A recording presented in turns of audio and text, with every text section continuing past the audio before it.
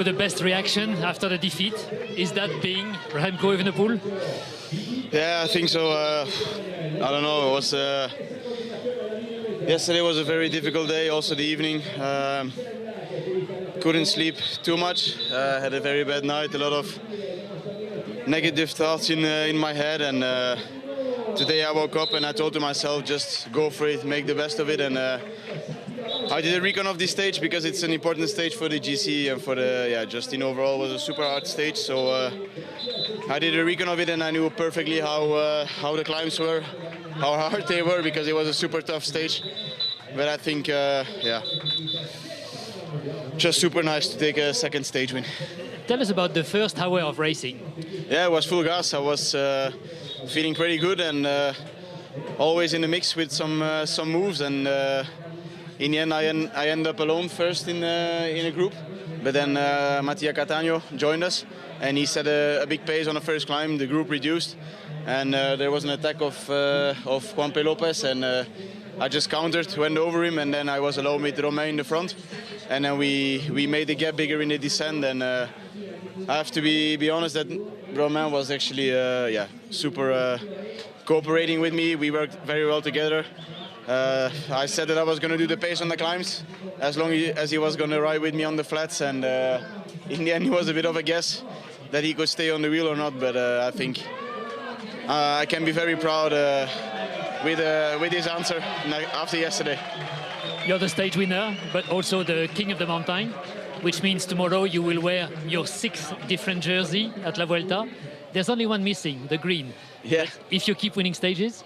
Yeah, but I think I don't want to be too much in the mix for the green jersey. It's of course if you win a stage you get points, but I think it's very difficult to catch groves, and I also don't really want to go for the green jersey. I think with the mountain jersey now and some stage wins, I think that's a nice goal to go for towards Madrid.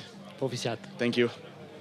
So Caden Groves at least can rest easy. Sean, we've said this so much in this studio and in this race in particular, that Remco's interviews after the stage have become more and more impressive. He's more and more mature, reflective, honest, and shows his vulnerability. How impressive for someone like you who's achieved pretty much everything at the very top of this sport, and you know the scrutiny that comes with this. How impressive does that make Remco Evenepoel for you, would you say? Well, he's brilliant for journalists and for all the media at the race, because he gives those great interviews, and he comes out and sometimes he gives too much away, we say, because he talks, before the race, and he forecasts what they're going to do, and sometimes it can cause a problem that way. We love it. Yes, certainly we love it, and it's great for us and great for our viewers.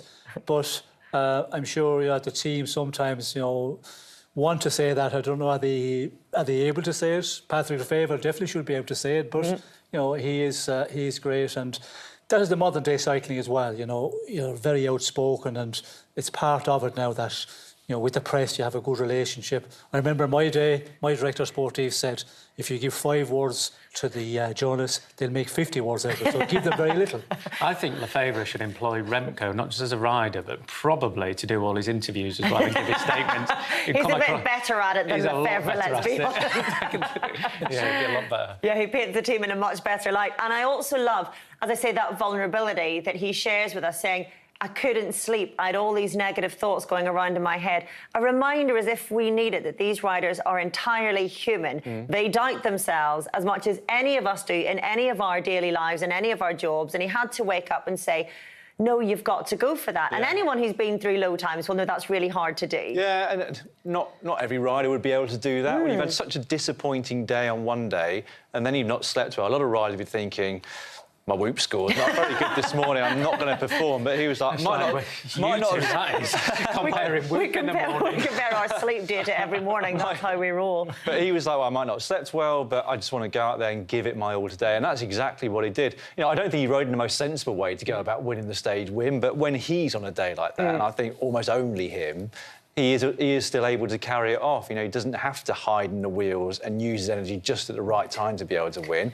When he's on a day as we kind of expect from Remco Evenepoel on his big days, he can kind of do what he wants. He can make mistakes out on the road. He can use so much energy when it's unnecessary and still ride away solo to the victory. Can you imagine Roman Bardet in that stage getting that message? If you ride with me on the flat, he's probably got the profile there and he's like, yep, 1K flat, yeah, I'm in. Let's do it. But also with that, the psychological blow it must be for him to be like, he doesn't even want help on the climb. He doesn't want me to help him at all. He wants me to help him on the easiest part of the course.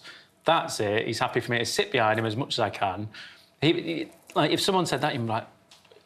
Well, you'd be happy. You would be, but you'd be nervous as well. You'd be like, he must be on such great form with that confidence that he knows that he can drop me, and that must be quite daunting, thinking, so all I have to do is follow him. That's basically it. That's all he has to do is follow him. And to be able to just drop someone off the wheel, it's remarkable, really. Yeah, and you could see that form and that aggression right from the off today, Sean. I think we all knew, as soon as we saw Remco attacking today, this was a day he believed in. But that is difficult then to be able to make that break stick, because no matter how much time he lost yesterday, he is still Remco Evenepoel trying to get up the road at the Vuelta a España. Yes, well, when they're trying to get up the road, and as we see here, you know, at the start of the stage, he was, you know, trying so much and in big groups. And when you're in a group with Remco, a lot of guys are going to say, oh, there's no point in riding here because if I go with Remco, you know, I'm going to be beaten anyway.